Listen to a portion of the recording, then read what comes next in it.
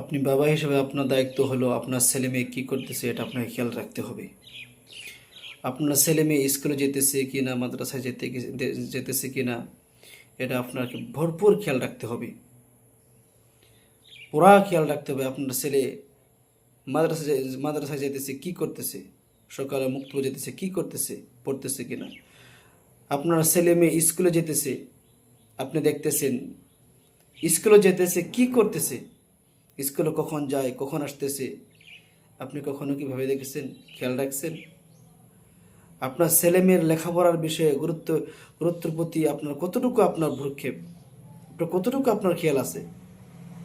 না আপনি খালি বাবা হিসেবে দেখতেছেন যে আমার ছেলে মেয়ে লেখাপড়া করতেছে, যাইতেছে, তাহলে আপনি এটা দেখতেছেন না। আপনাকে এটা খেয়াল রাখতে হবে, একদম খেয়াল রাখতে হবে যে আপনার ছেলে মেয়ে কই যাইতেছে, কি করতেছে না করতেছে, লেখাপড়া কতটুকু করতেছে না করতেছে, টিউশনে যেতেছে কি না, কোন টাইমে যেতেছে কোন টাইমে আসতেছে।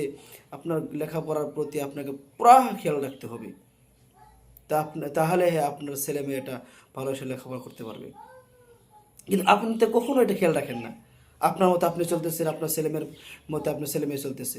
তা আপনার ছেলে মেয়েটা কীভাবে ভালো মানুষ হব, কীভাবে ভালো মানুষ হব, এটা আপনার কর্তব্য। আপনার পুরা নজর রাখা।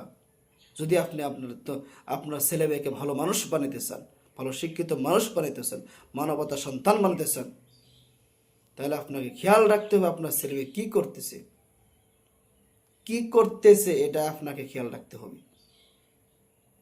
আপনার আপনার কাছে অনুরোধ, আপনার ছেলে মেয়েকে আপনি খেয়াল রাখেন। আপনার ছেলে মেয়ে কী করতেছে কই যেতেছে এটা আপনি একদম পুরা খেয়াল রাখেন।